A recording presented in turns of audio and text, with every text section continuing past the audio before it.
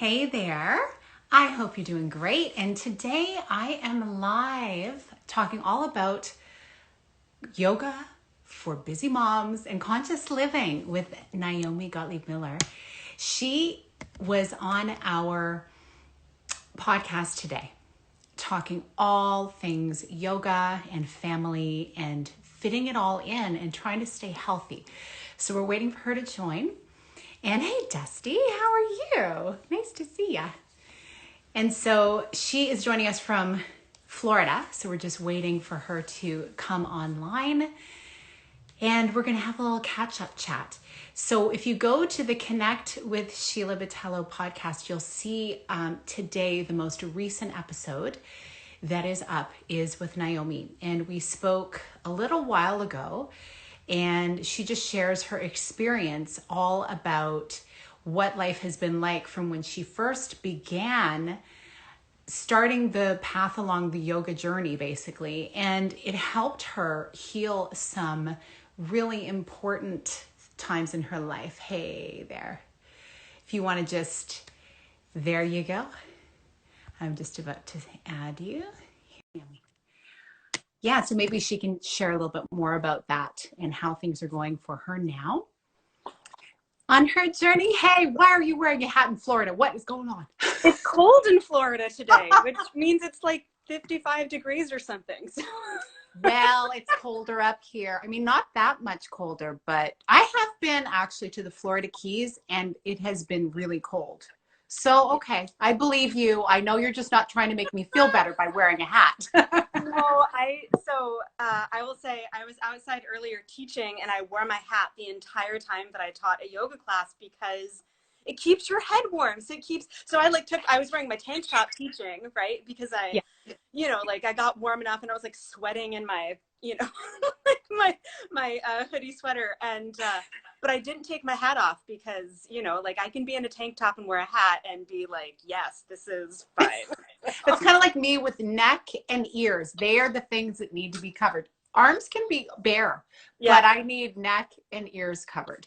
Oh yeah. Yes. I get that. I know these are covering my ears. So it's just like, yes, I'm good. I get it. I totally get it. Oh, it's so good. And so your podcast episode has released. It is live. And as I was listening back over it, I just love how much you love your family. I love the things you shared about your husband and about the kids. And you're going to notice I had to shorten it because I have a certain framework that I put my interviews in within a certain time period. So some of our juicy conversation wasn't on there, but I loved having that conversation with you. It was so good. Just the whole, how you and your husband, got to know each other and then how everything has unfolded in your life. So beautiful. And I do know that the thing that really stood out to me once again, though, was the beauty of how yoga has helped you then and probably continues to help you in the area of body image. I know you said an eating disorder back in the day, and that really helped make you want to live when you connected with loving your body. That's what yoga did for you. So now, how is yoga impacting you now with body image? I know, I kind of know from following you, but I would love for you to share, because here you are, third time postpartum, baby girl's, 14 months now? Almost 16 months, actually. Oh my goodness, she's growing too quickly. Yeah. So, and our bodies change, especially after the third. I noticed a difference with mine between baby one and baby two. And one of my friends is on here and she's got a brood of children also. So she knows what we're talking about. So share with me how yoga continues to help you with your body image. So, I look at body image as a lifelong experience because we are in our bodies for our entire lives. I've read a fair amount about addiction and I've studied a little bit there, and often eating disorders are sort of placed in that same category. The idea that you can heal, you can recover, but the underpinnings, like the things that create those experiences or those choices that you make to not take care of yourself, to not eat, to over exercise, to throw up, to whatever it is that you do, or to overeat even, whatever it is that you do, all of those still exist right underneath the surface in the same way that other addictive practices, you know, like drinking or doing drugs or, you know, like, I mean, the full spectrum of addiction, right? Like there are so many things that, you know, you can become addicted to, because what creates the addiction is not like the love of the thing. Right. Right? Like what creates the addiction is like the pain underneath, Ah, right? And wow. I've so, never thought about it that way. yeah, Okay, keep going. That got me. That's good. yeah. And I don't think like that's not an original thought for me. That's, you know, I mean, like I feel that, but like that's, you know, that's something that I've read, that's something that I've studied a fair bit, you know, from different people who are in recovery. And, you know, so I find that like it is a daily struggle with myself sometimes, you know, like it is a Mhm. daily thing where it's like, you know, I get on my mat and, you know, I exercise or I do whatever it is I'm doing, you know, like it's, for me, it's always movement, right? Like I love yoga and yoga's amazing, but like it's movement, like moving my body is the thing, Mhm. right? And, you know, like I'll get on my mat and I'll say, oh, like I can't do this as well as I used to, or my pants keep rolling down, you know, or like I'll Yes. record or this is one, and I've been meaning to post this for a while. I recorded a practice and I was wearing pants that I love and wearing a shirt that I love, and the pants had rolled down and the shirt had pulled up, and like my belly was just like hanging down and forward. And I looked at that and I had to like take this pause and go, oh my God, like first of all, I'm not going to hide this. Like, this is not something that I'm going to hide. This is my body. I love my body. And I Yeah. can also look at that and be like, I don't like that.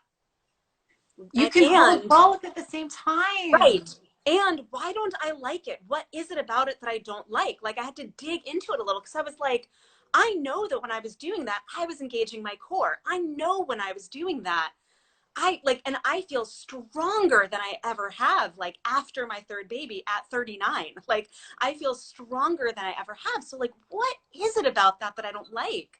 You know, and it's not always even the yoga, like, it's a little bit of both. It's like I have to watch myself when I edit videos, I have to watch myself for what I'm going to post online, you know, all of those things. Like, I'm watching my body and going, like, oh, that's, but when I did that, I felt really good and I felt really strong. So why Yeah. is it a big deal that like my skin and my belly are hanging forward, even though I know that I was engaged and pulling in? Like, why is that a big deal? And so I feel like it's a little bit, it's a little bit the act of sharing it, right? It's the act of saying, I'm choosing to put this out in the world, Hmm. right? Yeah. Because there was a time where I could have just hidden that like under sweaters or under, or just not talked about it or whatever, which is what I used to do, you know. So I'm choosing to put this out in the world, and I can reflect back in my yoga practice and say, but I felt really good, so why am I upset, you know? So for me it feels like a little bit of both. It doesn't feel like it's always the yoga. It feels like the choice to watch myself, to connect, and then to share it, you know. And I think there's often this like very selective sharing in social media, and I do, everybody does it, Sure. Oh, yeah. right? Hmm. You know, we all curate everything, but it's like the selective sharing for me is I am selecting to share this video and say, wow, like I think this needs to be shown. I think this needs to be said. I'm uncomfortable with this and also I'm okay with it. Like it's and, right? It's both Yeah. and, you know? Hmm. So I think that's that's really part of it. healthy. Yeah. And I mean, because here you are, very strong, very fit. You're a vegan. You're very conscious about what you put into your body, into your family's bodies. You're conscious about where you purchase. You're conscious about where you're, like all of us, we're attempting to be more conscious, Yeah, right? doing our best. And Yeah. yet our bodies don't always fit this, ideal. But who chose ideal, really? Because Mm-hmm. my faith system is Christian faith system, and so I believe in Creator God creating us in His image, and then our body, like as women especially, we get to co-create Mm-hmm. by housing these babies and birthing them into the world. So the fact that our body can do what it does, and then there's extra after it happens. Why? Who says that's a bad thing? Like who chose that? And Mm-hmm. of course, it all comes back to, the leaders of the structure that we live in, the patriarchy. And there's so much unpacking around that I think we're all doing, and men included, in realizing, oh, just so many things are never questioned. And so I love that you and some other people that I see online are talking about these things, not just talking, but showing, the before and after of them exactly. And in that moment, just posing differently and showing a different result to help us all realize, you know what, like beauty and perfection is the fact that we are here in this body, able to do what we do and connect and communicate. And ultimately, at the core of it all, it's who are we on the inside and how are we serving and using our gifts in the world, and how are we taking care of ourselves so that we can, live the lives we were meant to be living. So I love that you're doing that. And I love that your kids get to see you do this, both your older daughter, your son, and then soon your baby daughter will be able to really, she probably already recognizes things, Yeah. Oh yeah. So smart. But we see them playing, we see kids playing and their guts hanging out, and they don't think about it. And then at one point, maybe I think I was like 9 or 10, oh, gotta suck in the gut, and it's like, wow, it's so uncomfortable. I mean, yeah, I used to wear the coat hanger jeans, back in the 80s, you got to use the coat hanger to zip them up. Why? Yoga pants, frankly, are much more comfortable. I wish they were in fashion back then because I would have lived in those things like I live in them now. Yeah. And I don't even own, I own a pair of jeans, but I wear them really infrequently. And the funny thing is that like, I actually really like jeans. I just, it's like, but I have yoga pants. So why would I get stretchy jeans, so there's a little bit of both. Yeah. But I find jeans they're tricky to fit because, waist really sizes and all that kind of stuff. Yeah. And if you're a smaller person, like I'm 5'2" on a good day. And are you really? Yeah. Oh, yes. God, it's so funny how you don't imagine, because I will see with your kids, right? So. Oh yeah. Everybody always thinks that I'm like way tall, and I'm like, oh no, I am very short. You have a very tall personality, though. I get that a lot. It's true, right? And I mean, I'm 5'8", so I'm like not really tall, but I'm not short. But I have sisters-in-law who are like they're grazing 5 feet, right? And they're around your age. And I feel like Amazon woman when I'm around them, right? And I'm like, it's only a matter of inches. But yes, the personality makes up for it, and it doesn't matter anyway. It's all, again, like why do we focus so much on the exterior that way, right? Like, and yet there's nothing, there's also, at the same time with having grace on ourselves, there's also the beauty of being able to play up our appearance, work with our features, wear our hair a certain way, wear a color that we like. Like, it's all good. Beauty, it's whatever we think it is. And beauty exists so that we can make life more enjoyable. If everything was monochrome, oh my word. Yeah. Like, that would not be fun. Well, like if a sunset was not the beautiful variations that a sunset is, right? Yeah. Well, and it's so interesting to have those conversations too with my daughter, and she's my oldest, and she's 7, she's almost 8. She'll be 8 in March, beginning of March. And, when we talk about like body image and that sort of thing, like it's really tricky to navigate, with my daughter, in part because, I also have very picky eaters, like kids who will like turn down food and say, I'm hungry, but I don't want to eat that. And I don't want to eat, like, they're so like, and I keep trying to use the word selective. Like I read somebody say, use the word selective, not picky, because that's more positive. And I'm like trying. But it's really difficult because, like I want my kids to grow. Like it doesn't matter to me, like what their bellies look like, but I want them to be healthy. I want their brains to be healthy. So I want them to eat food, but like they will turn things down flat out and be like, well, I'm not gonna eat this at all. And I'm just like, okay, well, I didn't make anything else. So you're going to be hungry if you don't eat it. And then it feels like, forcing, it's just like all of this stuff. So it's really hard. And so like, it's a really tough line to straddle as somebody who's, gone through this place of disordered eating. Like I always worry, what if I push my kids the other direction? What if I, prioritize this other stuff? And so it's a really difficult thing. And so whenever my daughter like talks about her body, which, she does more and more, like I make a big deal. Like I never criticize my own body around my kids. Good. Yeah. Ever. Mm-hmm. When I talk about exercising, I don't talk about it in terms of like, oh, mommy's doing this so like I can be skinny. Like I don't talk like it's always I exercise because it makes my body feel good. Mm-hmm. Right? Like I move And my my body brain. and my brain. Yeah. I mean, like I'll say it, all of it. I know. Or I'll say like, if you want mommy to be nice, mommy needs to exercise. Right? Amen. Like if you want mommy to like to play with you and to like be happy about that, like mommy needs exercise, you know, like moving my body feels good.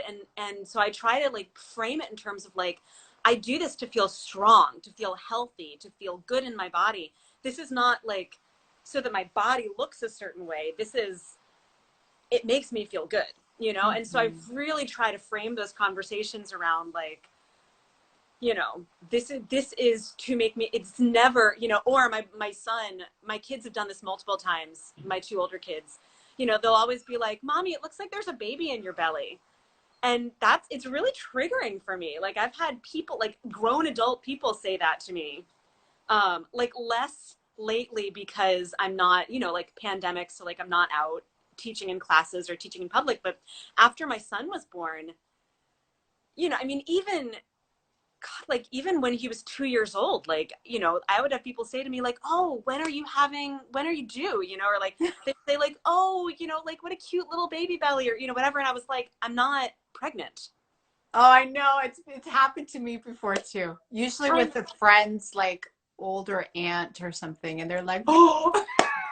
Well, it's happened to me with people of all ages, like people Wow. leading a teacher training. Like I had somebody once be like, oh my goodness, I didn't know. And I was like, didn't know what? And they're like, that you're having another baby. And I was like, I'm not. You know? Oh my word, right?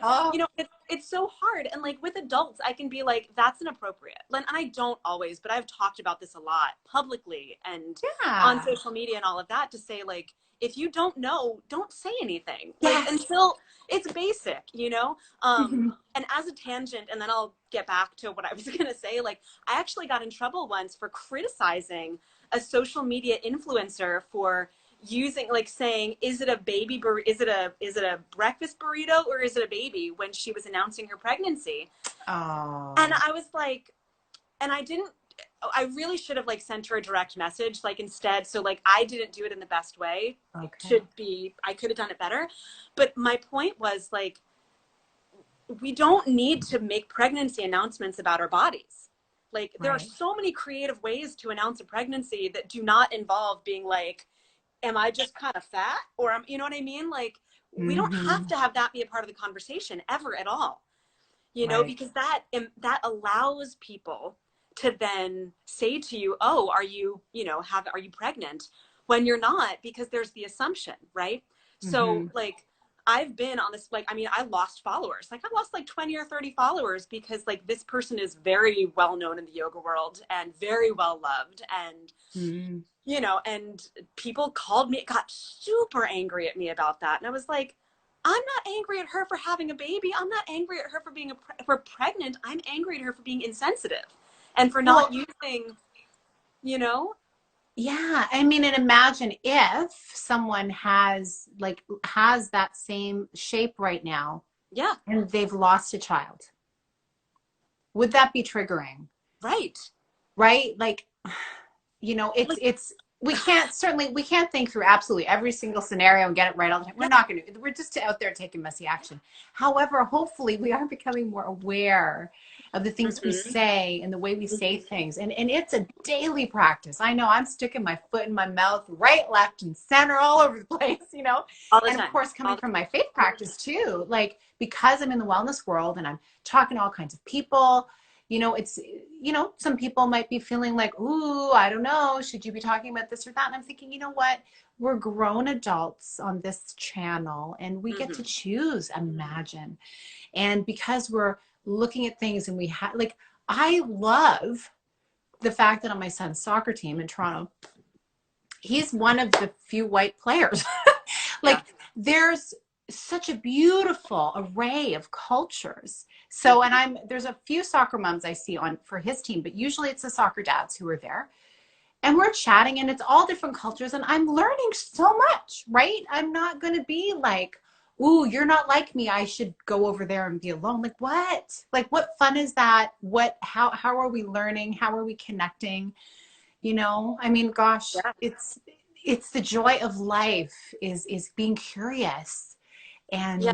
and really connecting and listening, which I Hmm. feel like you do a good job researching and listening to voices that are different from you as well. I try. And I think like the big key too to all of that is like knowing that you're going to screw up and, you know, at some point or another, Yeah. and, you know, being able to say I'm sorry, which is like I'm very good at saying I'm sorry. Like I won't be the first person to say, like, you know, my kids know how to say I'm sorry because Good. I say I'm Yeah. sorry all the time.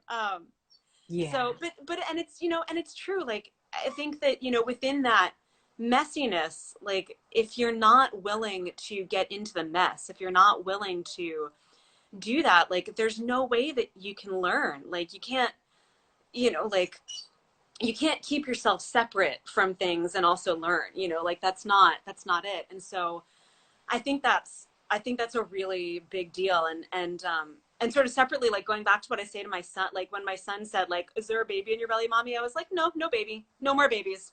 No more babies are possible in this belly. Like that's, you know, and that was it, Yeah. you know, and Okay, it's mom. like, you know, and that's what it is. You know, it's like, okay, if that's what you see, that's great. That's not true. I'm not going to make a big deal about it. We're going to move on. And even though it might be a little bit triggering, like, oh, my belly looks kind of big, it's also the reminder that he is like at head height with my belly. And so Yeah. like it's what he sees is like up, you know? So of course my belly is going to look bigger because he's underneath it. Yeah. And hello, belly's whole, like, come on. Like You know? our So physiology, we can get so wigged out. And I think yeah. we've really been socialized to do that.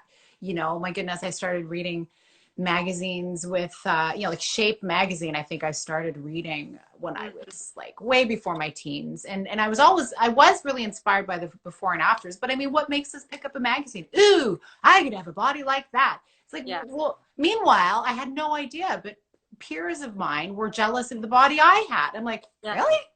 But I like your, you know, it's right. It's like, oh, you have straight hair, I want curly. You have curly hair, Mm-hmm. I want straight. Like we always want whatever we don't have. We want what is different Mm-hmm. for some reason. Let's just really savor and enjoy what we have. And you know, before we go, I want to want to talk a little bit about the podcast really briefly. But one thing that I had a few friends say to me in joking, in passing, they're like, you know, when you're getting ready and you look at yourself in the mirror and you're just picking apart all those things you hate about yourself. And I said to myself, wow, you know, thankfully, I don't do that. Like, Mm-hmm. I don't know why I'm glad I don't do that. I just don't know why. I just more, oh, this is me. And I feel like if we can look at ourselves as like really the miracle beings that we are walking this Mm-hmm. earth out of all of the options of us to be here, really, like let's focus on that, you know, let's focus Yeah. on that. Oh,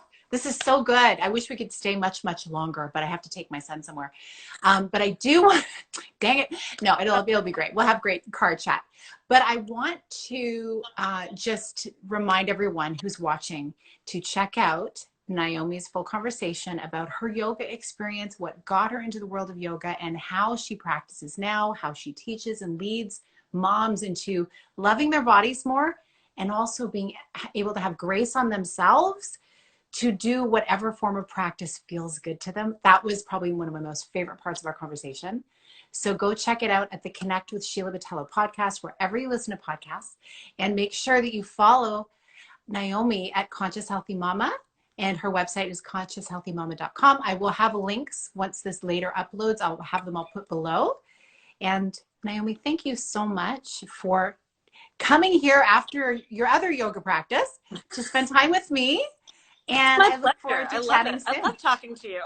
I love talking to you. And I'm sure we'll be chatting again soon.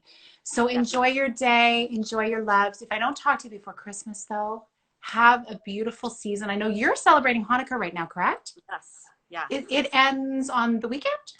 It ends, the last day is Friday, but the last Friday. night is tomorrow night. Oh, yes. I was thinking about you. I meant to send you a Hanukkah message saying Happy Hanukkah. I hope it has been lovely. Has, And thank you. enjoy the break with your kids. Thanks. I will We try. You need it. We all need that break. So much in break. Yeah. Oh, all the best to you. Thank you, Sheila. Take care.